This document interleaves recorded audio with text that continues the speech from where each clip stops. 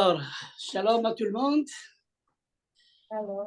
Que Hachem puisse vraiment bénir ces moments privilégiés. D'ailleurs, ce sont des moments privilégiés parce que aujourd'hui, c'est vraiment une grande richesse et aussi une grande opportunité qu'Hachem nous donne à chacun de nous de pouvoir méditer en partie sa parole concernant un des dons de la Ruach HaKodesh, qui est la sagesse. Et la sagesse fait partie des dons de révélation. Si on n'a pas la sagesse, on ne peut pas avoir la révélation. Si on n'a pas la science, on ne peut pas avoir la révélation. Si on n'a pas le discernement, on ne peut pas avoir la révélation. Ce sont trois dons qui nous aident vraiment à comprendre les Écritures et découvrir les mystères cachés à travers ces dons de révélation qu'Hachem nous donne. Alors, je vous invite vraiment à lire dans Jacques, parce que Jean-Baptiste, aujourd'hui, on va lire Jacques, chapitre 3, du verset 13 à 18. Amen. Jacob, chapitre 3, verset 13. Verset 13, c'est ça? Oui, à 18. 13 à 18, d'accord. Qui est sage et intelligent parmi vous, qui l'éprouve par une bonne conduite et par des œuvres accomplies, avec cette humilité qui découle de la sagesse, mais si vous nourrissez dans vos cœurs une jalousie amère et des ambitions égoïstes, ne vous vantez pas et ne mentez pas contre la vérité. Cette sagesse n'est pas celle qui vient d'en haut, bien au contraire. Elle est terrestre, charnelle et démoniaque. Verset 16.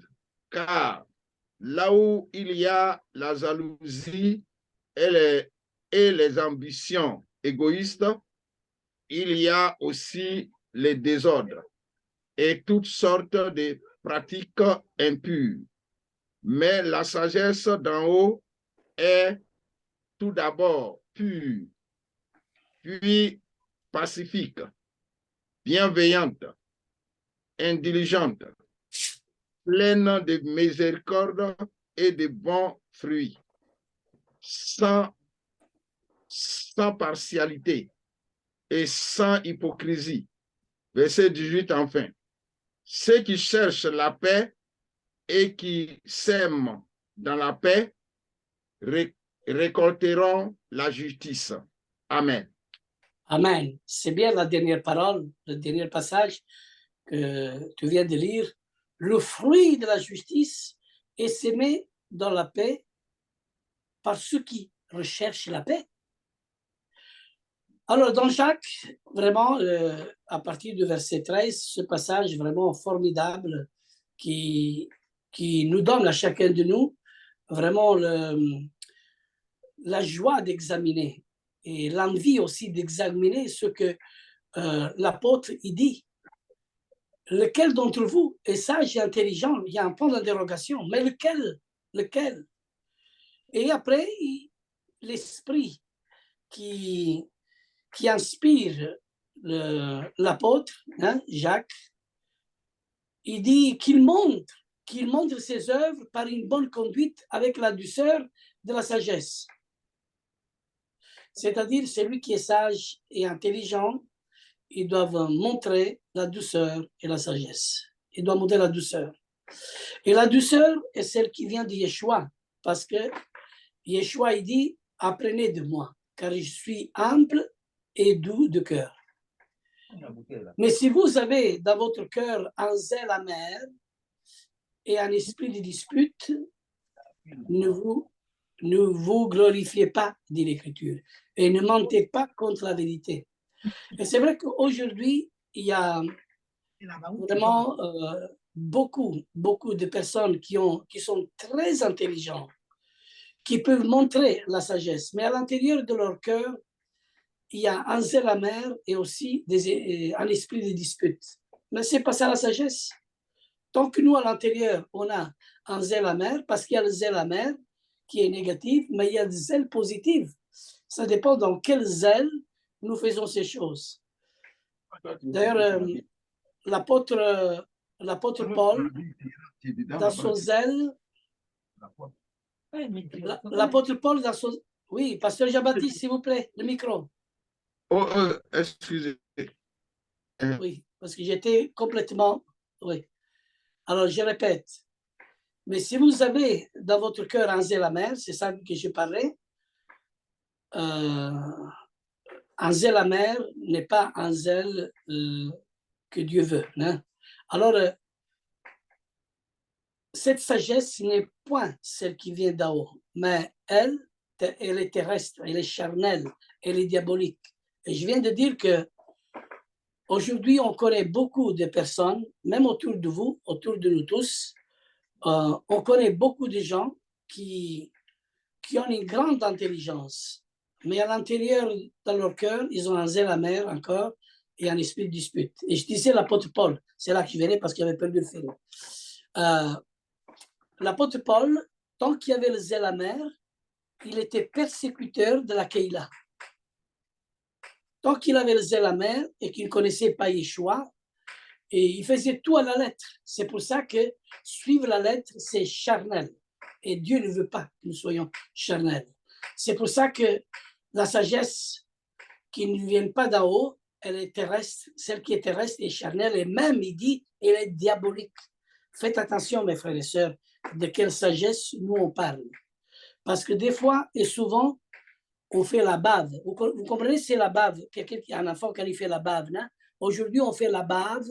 Quand nous, on attend beaucoup de rabbins très intelligents qui parlent, qui ont une sagesse terrestre, mais où Yeshua n'est pas glorifié. Vous comprenez? Et c'est pour ça qu'il ne faut pas aller dans ces recherches. Il faut surtout rester sur le fondement des apôtres, parce que le fondement des apôtres est l'enseignement de Yeshua lui-même. Maintenant, si on comprend le fondement des apôtres, loin, je dis le christianisme à le mettre en pratique, parce que avec un messie grec, et pas de fête de rendez-vous, c'est-à-dire, bien sûr qu'on n'a pas compris l'apôtre Paul, et on peut avoir aussi, on peut penser que nous, on comprend la Torah, mais on a un zèle amer. C'est-à-dire ce zèle de sagesse, il doit être vraiment conduit par la Ruach HaKodesh, parce que c'est un don de l'esprit. Il faut que la sagesse qui vient d'en haut, et celle qui vient d'en haut, elle est pure, elle est pacifique, elle est modérée, elle est conciliante, elle est pleine de miséricorde et de bons fruits. Et d'ailleurs, comme le passage du verset 18, il dit « le fruit de la justice que nous devons avoir et s'aimer dans la paix par ceux qui recherchent la paix. » Remarquez qu'ici que Jacques associe le départ de ce texte sagesse et aussi intelligence. Et ensuite, il parle d'une sagesse diabolique, ce qui n'est pas rien. On peut comprendre que cette sagesse puisse consister à chercher sa direction de vie par des arts divinatoires que le monde des ténèbres propose. Parce qu'il y a le monde des ténèbres qui propose une sagesse de la divination. Et je dis oui, le Seigneur m'a montré, le Seigneur il m'a dit. Vous savez, quand vous attendez des personnes, aussi des frères autour de vous, quand ils vous disent le Seigneur m'a dit, le Seigneur il m'a montré. Ici, on est en train de transmettre une sagesse dans la divination. Mais quand Dieu montre, alors là, on parle, voilà ce que Dieu a montré dans la parole, voilà comment Hachem a révélé ses paroles. Mais c'est tout à fait différent. Mais Dieu m'a dit, ça c'est un peu fort. Hein? Même pas Moïse, il a dit une seule fois, Dieu m'a dit, mais aujourd'hui, tellement, surtout en Afrique, on a tellement des grands prophètes qui disent « Dieu m'a dit ». Mais maintenant, ce n'est pas seulement en Afrique, mais aussi dans le monde entier. Dieu m'a dit, mais Dieu t'a rien dit. Parce qu'on a la Torah, il faut l'ouvrir, il faut avoir la Ruach HaKodesh, et on ne peut pas avoir une vie qui doit être conduite dans la divination, que le monde des ténèbres propose. On reconnaît toujours l'origine de quelque chose au fruit de quel produit. Mais Jacques parle ici de zèle amer et esprit de dispute. Il associe cela à une sorte de glorification humaine qui veut dire zèle amer. En hébreu, on utilise le mot zèle amer, kina. Kina. C'est-à-dire, il y a le kof, il y a le bet, le aleph et le hey, kina, qui signifie jalousie, envie, rivalité, ardeur et zèle. Vous voyez, même aussi zèle. C'était le zèle amer. Alors, dans le mot hébreu, quand tu vois les mots vraiment, quand tu vas trouver dans la racine du mot kina, on trouve ces mots. C'est bon, c'est-à-dire, dans le zèle amer, tu vois des personnes qui sont jaloux, qui ont la rivalité, qui ont l'ardeur. Mais tout le monde a du zèle, mais il faut voir quel zèle. Après, non seulement le zèle amer, mais aussi l'esprit de dispute. C'est rechercher vraiment les querelles. Et en hébreu, ce mot-là veut dire riv, ou rouv. Rouv, ça veut dire resh. Après, il y a le vav avec le point au milieu. Rouv. Et après, il y a le bet. C'est-à-dire, ces trois lettres. Regarde comment c'est très bon dans l'hébreu. Rouv, qui veut dire conflit.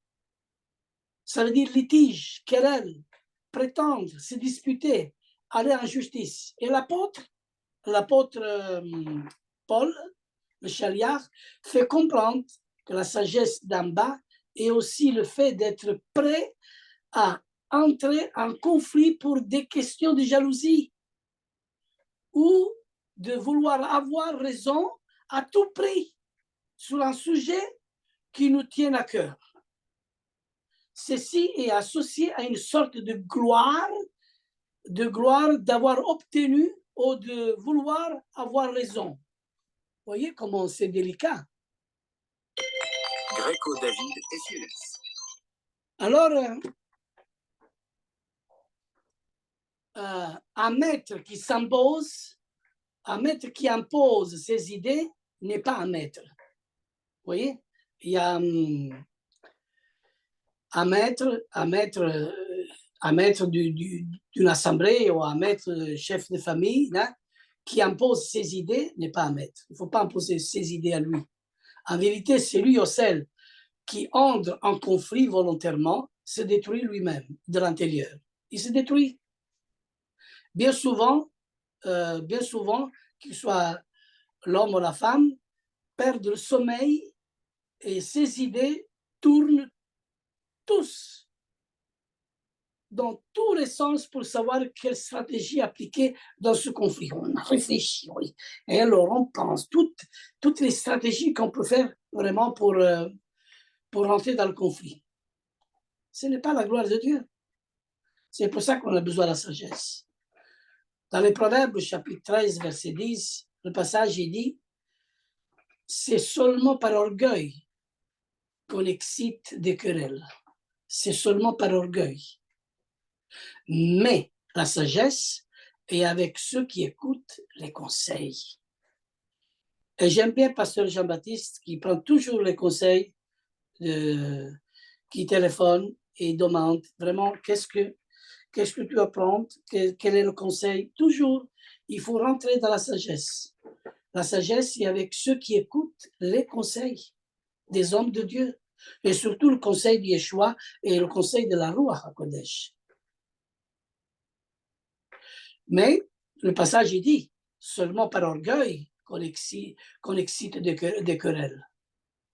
Et aussi, Paul, il nous parle aussi dans 2 Timothée, au chapitre 2, verset 23.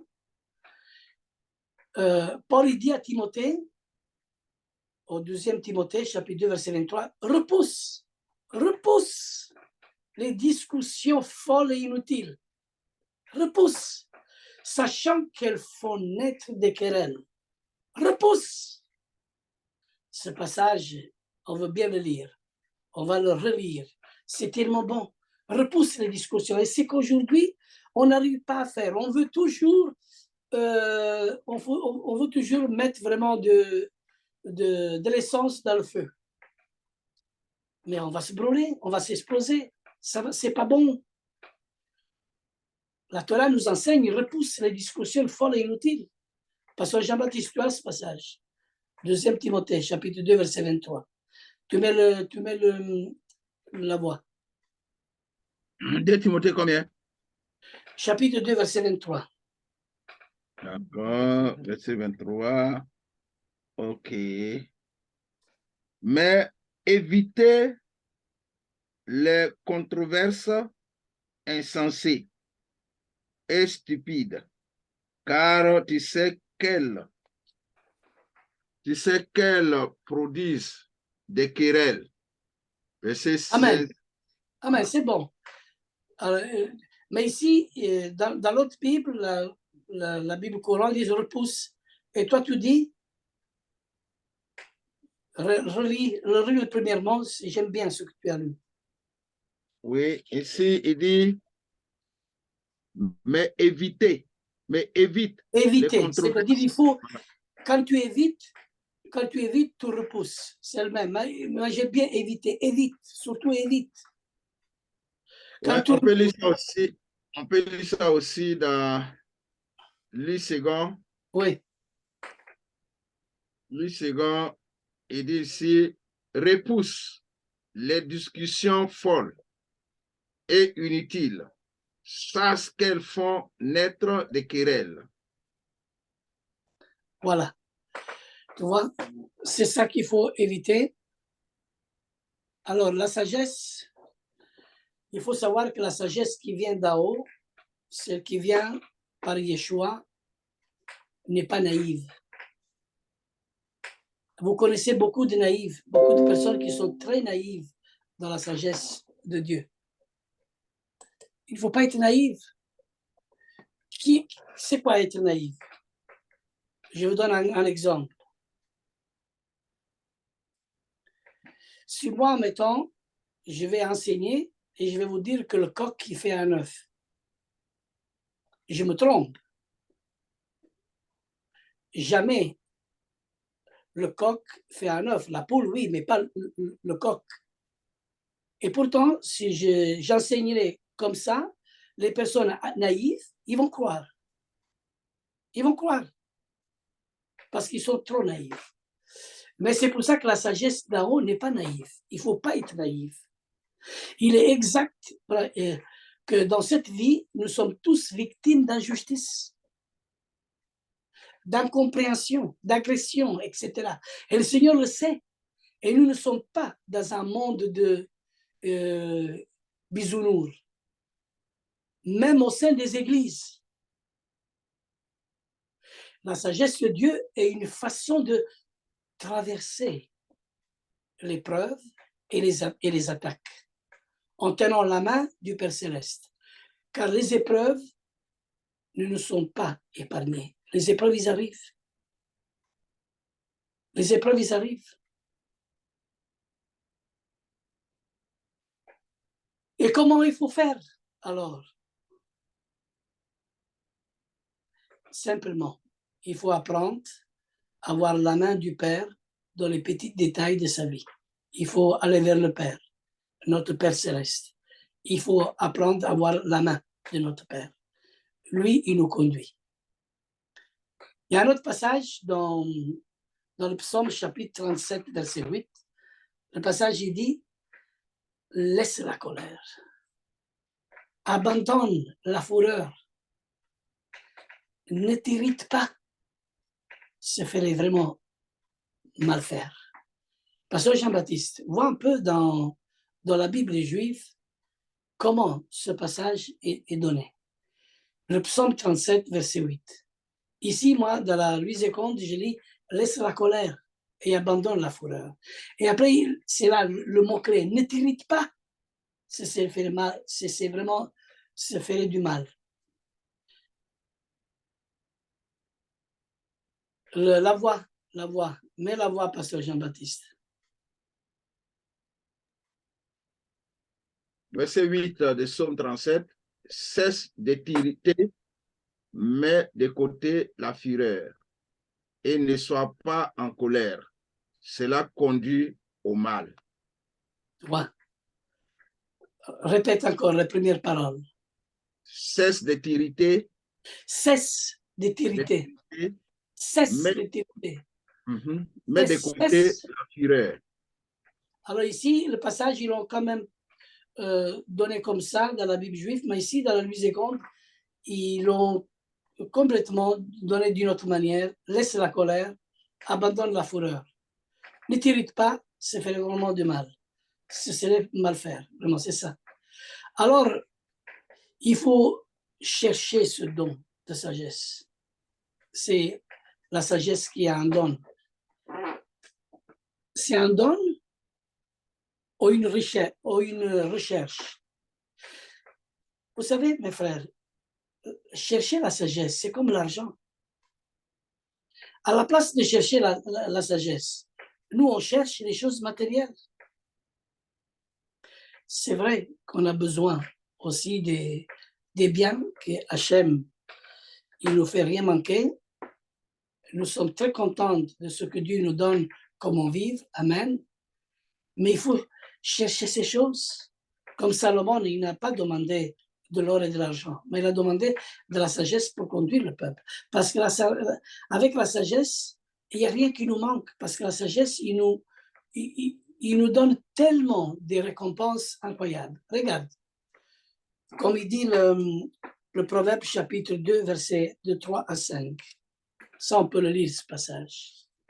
Oui, le passage, il dit, si tu appelles la sagesse, et si tu élèves ta voix vers l'intelligence, si tu la recherches comme l'argent, vous voyez, chercher la sagesse comme de l'argent, si tu la poursuis comme un trésor, hein, alors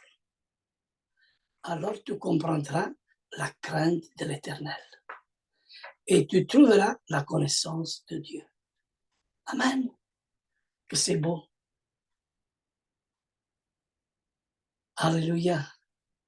Avez-vous remarqué à quel point certaines personnes sont avides de posséder des biens matériels? Ils sont avides de posséder. Mais il est écrit dans l'Évangile. Regarde ce que Yeshua il dit.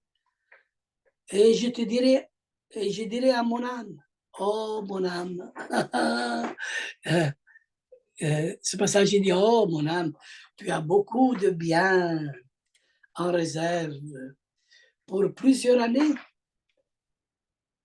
Repose-toi, mange, bois et réjouis-toi. Tout ce qu'on essaye d'avoir dans notre petit monde. Ah, combien j'aime bien mettre de côté, tranquille, avoir une belle maison, ceci, cela. Et après, je dis à mon âme, tu as beaucoup de biens et en réserve pour plusieurs années. Mais Dieu dit, insensé, cette nuit, même ton âme te sera redemandée. Et ce que tu as préparé, pour qui sera-t-il? Tous ces biens, pour qui sont après? Il est ainsi de celui qui amasse des trésors pour lui-même et qui n'est pas riche pour Dieu. Mais on trouve aussi ce verset fort simple. Regardez, Jacques, chapitre 1, verset 5. Regarde ce passage, qu'est-ce qu'il dit? Si quelqu'un d'entre vous manque de sagesse, 6 mots de sagesse qu'il la demande à Dieu, qui donne à tous simplement, il la donne à tous simplement et sans reproche. Et elle lui sera donnée. Dieu le donne gratuitement. Ne trouvez-vous pas étonnant que d'un côté, il faut la chercher comme de l'argent et de l'autre, il suffit de la demander à Dieu. Il faut la chercher comme de l'argent et après, il faut la demander à Dieu. C'est bon, hein? Et remarquez que Salomon lui-même a demandé à Dieu la sagesse et l'a obtenue. Et ensuite, il a écrit qu'il faut la rechercher comme l'argent. Alléluia. Oui, j'étais déconnecté. C'était un problème de réseau. Amen. Ouais. Alors, comment comprendre? Faut-il simplement demander ou chercher la sagesse ou les deux? Il faut chercher la sagesse comme de l'argent et après, il faut la demander à Dieu parce qu'il la donne gratuitement. Vous voyez? Vous voyez, la prière est l'expression de la soif. Alors, dans le verset suivant, nous voyons que Yeshua a associé l'effet de demander et de rechercher, de demander et de chercher en même temps. C'est-à-dire, on demande, mais on cherche et on demande en même temps. Comme il dit dans Matthieu chapitre 7, verset 7. Vous ne pouvez pas vous tromper, c'est que 7. C'est facile à retenir. Matthieu 7, 7. Demandez et l'on vous donnera. Cherchez et vous trouverez. Frappez et l'on vous ouvrira. C'est bon. Mais Jacques donne des précisions, l'apôtre. Alors, vous convoitez et vous ne possédez pas. Vous voyez? Vous convoitez et vous ne possédez pas. Vous êtes meurtrier et envieux et vous ne pouvez pas obéir. Vous avez des querelles et des luttes et vous ne possédez pas parce que vous ne demandez pas. Vous demandez et vous ne recevez pas. Si, bien sûr, on demande mais on ne reçoit pas. Forcément, parce que vous demandez mal. Ouais. Et dans le but de satisfaire vos passions, vous demandez. Alors, il faut bien comprendre le mot sagesse, comment il faut demander. Et quand on est querelleur, on fait les querelles, on cherche des disputes, bien souvent, on veut avoir raison, obtenir gain de cause. C'est pour ça qu'on entretient les querelles, parce qu'on veut toujours avoir raison. Mais ce n'est pas important que tu as raison, que tu as tort.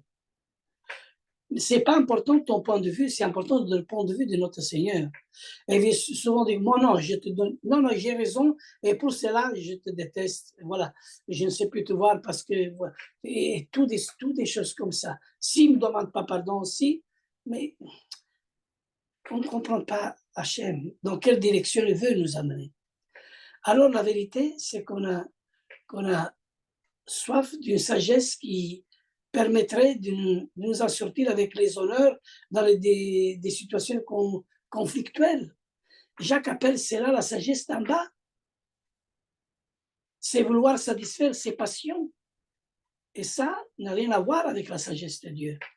Alors, on n'obtient rien de la part de Dieu. La question est donc, de quoi avons-nous réellement soif? De quoi?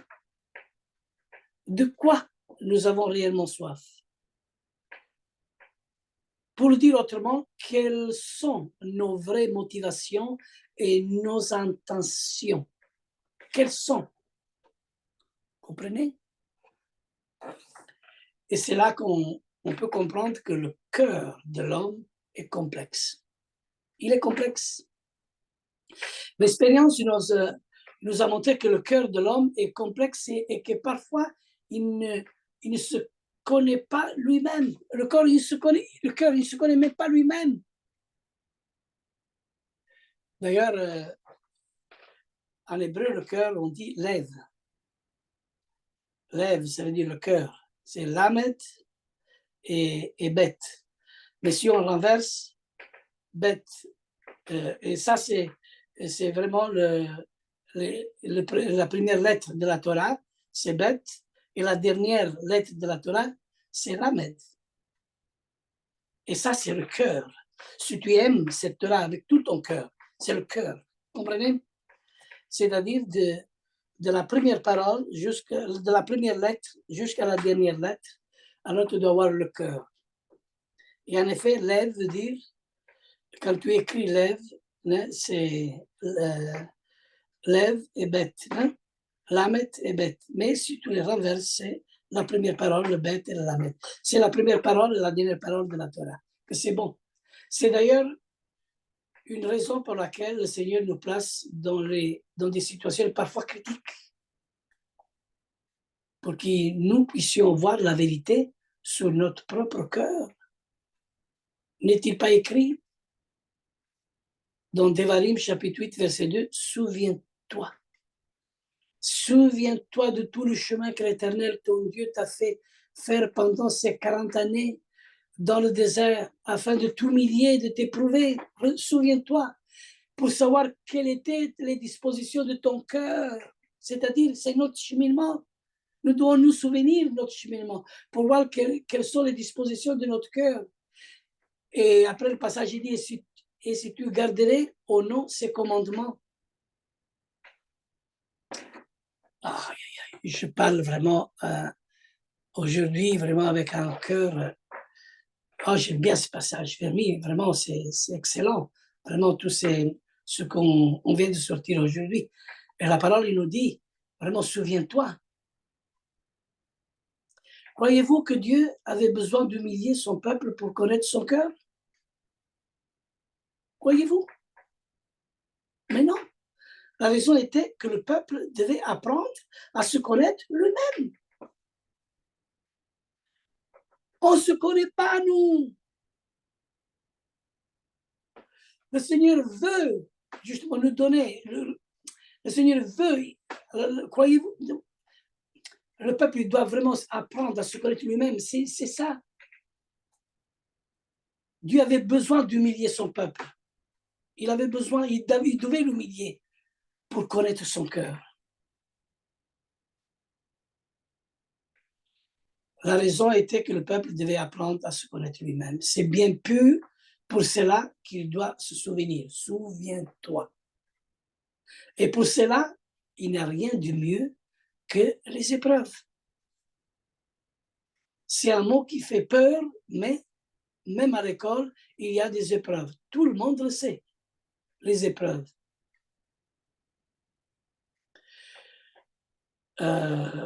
Combien de fois dans les épreuves, nous, on est tentés? Est-ce que la tentation, c'est un péché? Un exemple. Est-ce que vous pouvez empêcher les oiseaux qui volent au-dessus de ta tête? Non, ils volent dans l'air. Mais ce que tu peux empêcher, c'est que tu ne dois pas arriver que les oiseaux font un nid sur ta tête.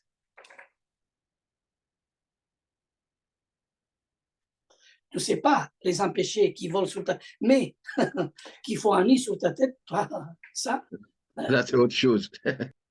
c'est autre chose. Alors, le cœur de l'homme est ainsi fait que rien n'est jamais tout blanc et tout noir. Mais il est bon de chercher ce qui nous motive profondément, car l'esprit sonde les cœurs. Alléluia. C'est quelle heure? Oh là là, déjà? Je vais presque terminer parce que je pense que j'en ai pour 3 heures, 4 heures à ce sujet-là. Je ne sais pas combien de fois je dois le donner. Hein. C'est tellement. La sagesse, elle est tellement vaste. Avec tous les notes que j'ai, il faut vraiment faire un séminaire de la sagesse. Il faut vraiment appeler tous les pasteurs, il faut appeler tous les anciens, il faut vraiment les appeler dans un rendez-vous. Aujourd'hui, on parle vraiment de la sagesse. Alors, on va donner vraiment un enseignement sur la sagesse afin que, qu'il soit l'Afrique, qu'il soit n'importe la nation, ils doivent devenir sages. Et comme Daniel, il dit, Et ceux qui sont été sages et intelligents, ils brilleront comme les étoiles des cieux. S'il faut arriver là. Le psaume 139, verset 24, verset 23 et 24, il dit, psaume 139, verset 23 et 24. Sonde-moi, ô Dieu. Sonde-moi, ô Dieu, et connais mon cœur. Éprouve-moi et connais mes pensées. Regarde si je suis sur une mauvaise voie et conduis-moi sur la voie de l'éternité. Que c'est bon. Alléluia. Pasteur Jean-Baptiste, lis-moi ce passage.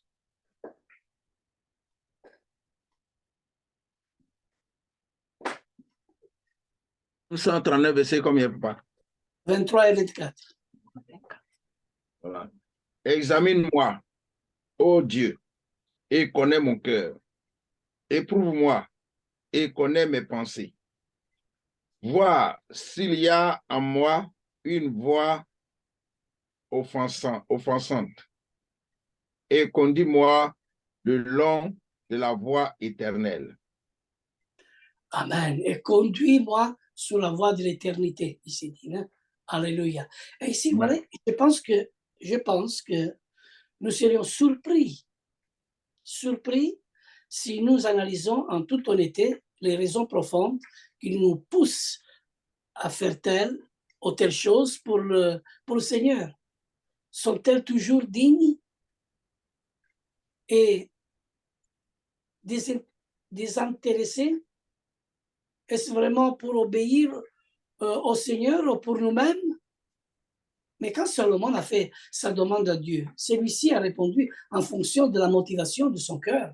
C'est-à-dire, Salomon, il a demandé selon la motivation de son cœur, comme elle était pure. L'Éternel a comblé ce roi. Il a comblé. Alors, le Rav Bereshit dit ceci. C'est qui le Rav Bereshit? C'est Yeshua. Le niveau qu'on reçoit dépend de l'intensité de la soif. Le résultat dépend de l'attention du départ. Voyez? Et le sage Salomon, un roi 2 fois roi. Il était 2 fois roi. Le roi Salomon est une image humaine du roi des rois. Une image humaine. Nous savons bien sûr qu'il va mal finir, comme on le sait, qu'est-ce qu'il a fait. Sa vie, hein, il a été mal fini, mais son histoire est instructive. Salomon est le seul roi d'Israël à avoir été roi 2 fois. Il a été roi 2 fois. Personne d'autre. D'ailleurs, le roi David, dans 1er roi, chapitre 1, verset 32 à 39, il dit, le roi David dit, appelez-moi le sacrificateur Sadok, Nathan, le prophète, et Bénia, fils de Yehodia. Il entrèrent en présence du roi. Après le verset 38, alors le sacrificateur Sadok descendit avec Nathan, le prophète Benaïa, fils de Yehoiada, les Kélétiennes et les Phélétiennes. Ils firent monter Salomon sur la mule du roi David et le menèrent à Guyon. Alors le sacrificateur Sadok prit la corde d'huile dans la tente et il a oint justement Salomon. Et on sonna de la trompette et tout le peuple dit « Vive le roi Salomon ». Voyez? Et ici, alors nous voyons également que la suite de la prière de David et en parlant des préparatifs pour le temple, tout le peuple se réjouit. Alors, première chronique, un autre passage, chapitre 29, versets 22 et 23. Ils mangèrent et burent ce jour-là devant l'Éternel avec une grande joie. Ils proclamèrent roi pour la seconde fois. Le passage, il dit, ils proclamèrent roi pour la seconde fois Salomon, fils de David. Et ils l'ont oint devant l'Éternel. C'est le seul roi qui a été oint 2 fois. Est-ce que vous le savez? Et moi, j'ai dit, mais je ne savais même pas même pas moi-même. Vous voyez que quand tu lis la Torah, quand tu lis les prophètes, les livres, c'est écrit blanc sur noir. La sagesse donnée à Salomon, vraiment, c'est là que l'Éternel il est apparu en songe à Salomon, à Gabaon, et lui dit ceci: demande ce que tu veux, que je te le donne. Demande. Et la réponse de Salomon a plu à l'Éternel. C'est pourquoi il a reçu la sagesse, a reçu et la sagesse et l'intelligence pour gouverner le peuple. Il a reçu deux oncions particulières, celle de la sagesse et celle de l'intelligence. Ça veut dire il a reçu deux oncions, parce qu'il y a l'onction de la sagesse et après de l'intelligence pour gouverner le peuple.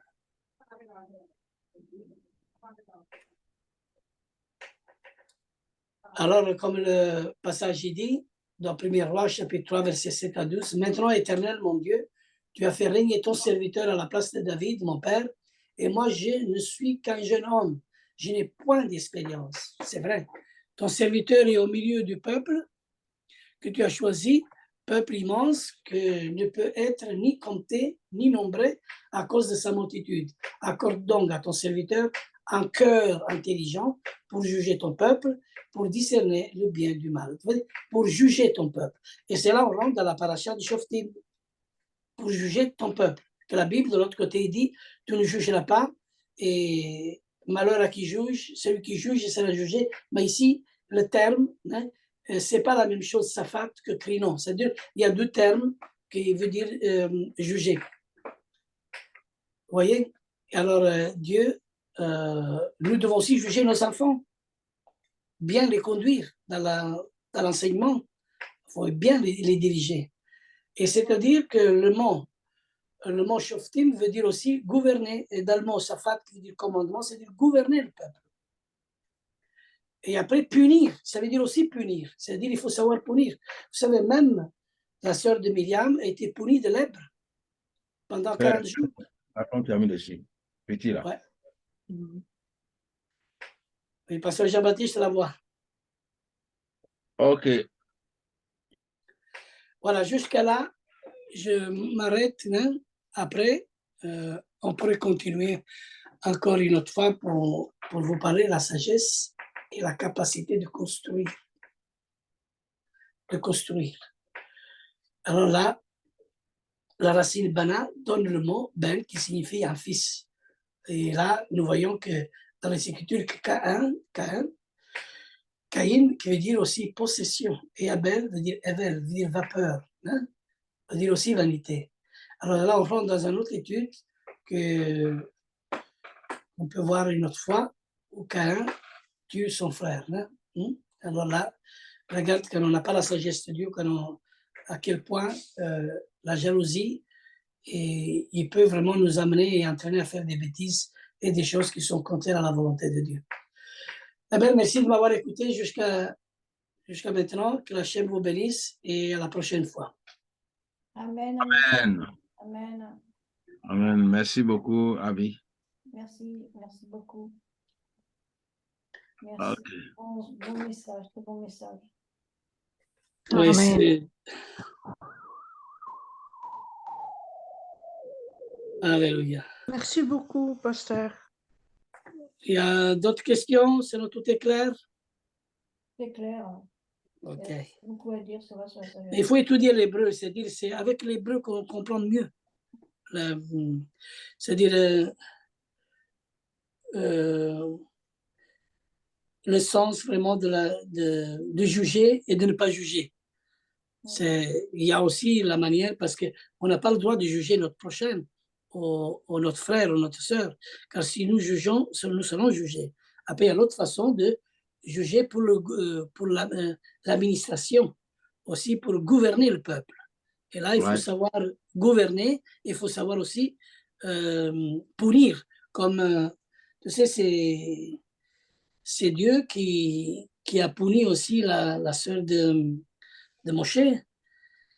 Il s'est mis dans la tête, oui, des choses voilà, avec son frère Moshe, et ça, l'Éternel n'était pas contente. Attention de ne pas toucher les loin de Dieu.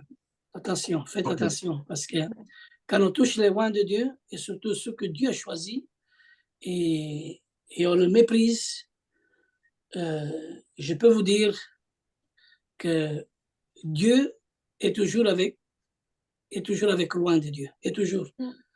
Et il bénira toujours. S'il est loin, il n'est pas loin, tu comprends? Il est très proche. Parce qu'aujourd'hui, il y a beaucoup qui ne sont pas loin, mais ils sont loin, tu comprends? Ils sont très loin, loin, loin, loin. Mais loin, ça veut dire être proche de Dieu et qui donne la main avec le Père. Il travaille avec la communion avec Hachem. C'est indispensable. C'est vraiment quelque chose qu'il faut avoir. Merci. Merci bien, Avi, que Hachem te bénisse. Mais ce point-là, par rapport au jugement, là, je crois que dans 1 Corinthiens, apôtre Saoul disait que vous n'êtes pas à juger ceux du dehors, mais ceux de dedans. C'est-à-dire qu'un frère qui disait qu'il est frère et qui vit dans les désordres spirituels, on doit pouvoir le reprendre pour lui dire, alors ce que tu fais, ce n'est pas bon. Voilà ce que les gens n'aiment pas qu'on leur dise, alors qu'ils ne font pas de bonnes choses. Par exemple, on voit aussi, comme on peut dire, nous qui sommes dans la Torah et qui croient en Yeshua, l'homme Torah, et on voit aussi dans certains temples des objets qui ne sont pas véritablement, qui n'ont pas véritablement leur place. Qu'est-ce qu'il faut dire? Enlever ça, c'est pas bon. Alors la personne va dire, mais toi, tu es qui pour me juger, etc. Donc voilà un peu ce que je voudrais dire. La question, c'est ça. Est-ce que en faisant ça, c'est un jugement ou bien c'est quoi? Oui, c'est parce que non, ce n'est pas un jugement pour écraser. C'est-à-dire qu'il faut être très sage à ne pas écraser le frère. Par exemple, quand nous, on parle par exemple de Shabbat, hein, et que l'autre qui ne comprenne pas. Parce qu'il faut aller avec la sagesse. C'est pour ça qu'il faut avoir la sagesse de Dieu. Afin que nous soyons vraiment irréprochables dans la sagesse et de ne pas choquer et de ne pas blesser surtout. Hein. Parce qu'on était aussi tous comme ça, même avant nous-mêmes. Ouais. Est-ce que Dieu nous a jugés? Pas du tout. Il nous a toujours aimés. Alors, il ne faut pas juger, mais il faut être combattissant, il faut être plein d'amour et laissons dans le libre arbitre. On peut dire, mais il faut savoir dire sans blesser. Je vais vous dire quelque chose. Un exemple. J'ai attendu un témoignage depuis longtemps. Il y avait un frère, justement, qui était un frère à nouveau de la foi, qui venait justement dans la Keïla. Ça fait quelques années d'ici. Il venait dans la Keïla. Il était nouveau, hein, il n'était pas encore né de nouveau, on va dire. Il commençait à chercher l'Éternel. Alors, justement, il était en vacances. Et comme il était fiancé, il est parti avec sa fiancée en vacances. Non? Et quand il est revenu, elle a été jugée par une personne. Tu as été en vacances avec ta fiancée, mais tu ne peux pas. Tu as commis adultère, souvent, ceci, c'est là. Mais lui, il venait de naître. Il venait d'encore Bien sûr que le frère, il a raison ce qu'il a dit. Hein? Quand tu es avec le Seigneur, et il faut mettre la vie en règle, c'est là. Mais il n'a pas fait un bon travail vraiment correctement. Et après, ce monsieur-là, je dis non, je quitte. Je me suis senti blessé, jugé. Je ne viens plus dans cette assemblée. Vous voyez, il faut agir avec amour, il faut agir avec la conduite de l'esprit et surtout faire attention à ne pas blesser. Regarde Yeshua, comme nous on est. Est-ce qu'il ne nous accepte pas? Oui, il nous aime. Il nous aime tel comme nous sommes. Mais après, petit à petit, l'esprit, il nous inspire à comprendre la Torah et petit à petit, on dit, oh, merci Seigneur que tu m'as donné ça. Oh, merci vraiment. Quelle joie d'être maintenant dans une autre dimension. Hein. Moi aussi, j'ai vécu avec le christianisme pendant 10 ans. Et moi, j'ai été très béni par le Seigneur aussi. C'est pour ça qu'il y a beaucoup de chrétiens qui sont bénis de la part de l'Éternel aussi. Et après, il faut donner leur temps. Et peut-être il y en a ceux qui veulent s'engager dans la vigne de Mashiach. Hein? Bien sûr, ils veulent rentrer dans le Shabbat. Et après, il y en a ceux qui font les deux. Ils disent, bon, je ne les juge pas, je les aime bien. Et moi, je fais Shabbat, je fais ceci et cela. Mais je loue quand même l'Éternel avec mes frères et sœurs. Je vais les rencontrer, les voir. Vous voyez, ce sont des autres. Parce on peut parler de matin jusqu'au soir, hein, mais si on applique la lettre, des fois la lettre tue. Et c'est pour ça qu'il faut faire très attention à ne pas blesser. Vous savez, une fois, j'ai blessé tout le monde. Ah ouais, je l'ai dit ouvertement. Ceux qui prient le dimanche, ils louent Satan. Bah, attends, c'est pas comme ça qu'il faut parler. Hein. Moi, En tout cas, c'est ça. Moi, c'est comme ça. Voilà. Donc, moi, je disais que pour ce qui concerne la connaissance de la Torah, du Shabbat, des fêtes de l'Éternel, c'est une question de révélation. Si Adonai t'a pas donné la révélation, tu ne peux pas. Même si on va parler comment tu ne peux pas. Nous autres, c'est comme ça. On a été dans le dimanche, on a été baptisé dans le dimanche, on a fait le culte dans le dimanche. Et même moi, un jour, j'ai discuté avec un pasteur, bon, un frère de l'église adventiste qui me parlait du Shabbat. Bon, je lui ai dit non, mon frère, laisse ça là, c'est pas la chose, c'est pas la vérité, ce sont des mensonges, etc. Dans les années 2000, hein, dans les années 2000, malgré que j'avais reçu la révélation en 88, mais je n'avais pas compris. Ah, Voilà, bien mais sûr. après la discussion avec lui, un an après, c'est là que j'ai commencé à comprendre quand je suis rentré dans une université biblique théologique. Et de là-bas, on m'a parlé de l'hébreu. Après, quand j'ai commencé à rentrer dans l'hébreu, alors j'ai rencontré un Moré qui m'a parlé du Shabbat. J'ai dit, ah, attention, ça, j'ai déjà entendu ça dans ma Bible. J'ai vu ça dans ma Bible, mais je ne sais pas comment faire. Dis-moi, qu'est-ce que c'est Shabbat? Alors, il a commencé à m'expliquer le Shabbat. Ça, on est déjà dans les années 2006, dernièrement là. Et c'est comme ça que j'ai commencé à apprendre un peu, à observer. Jusqu'à aujourd'hui, je suis en train d'apprendre encore avec Mispara à la tête de notre papa Lorenzo. Et c'est pour cela que je bénis toujours la sœur Ruth Esther, qui était la première à connaître ce pasteur en question. Et c'est par ce pasteur que j'ai connu Ruth, qui était son élève de cours d'hébreu et faisait les cours en ligne.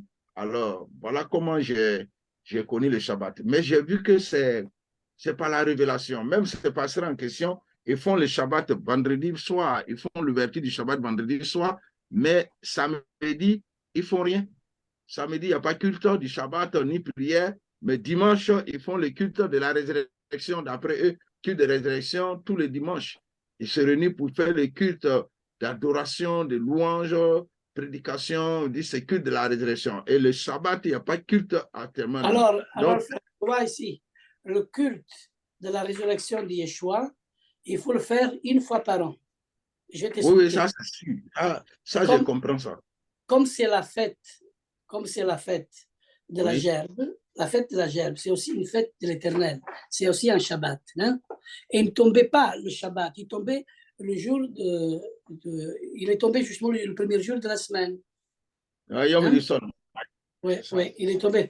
Alors, ce jour-là, dans la fête des pains sans levain, parce qu'il y a 3 fêtes qui se rencontrent, comme le 14 Nissan, la fête des pains sans levain et la gerbe. Et la gerbe représente la résurrection de Yeshua, et ça, il faut la fêter ce dimanche-là, on va dire, ce premier jour, même si ça tombe là, il faut le faire une fois par an, mais pas tous les dimanches. C'est parce qu'ils ont été mal enseignés, mal construits, et c'est pour ça qu'après, sans le savoir, ils se sont fondés sur le fondement de Constantin. Le fondement de Constantin n'est pas le fondement des apôtres, mais les apôtres, ils ont suivi la Torah.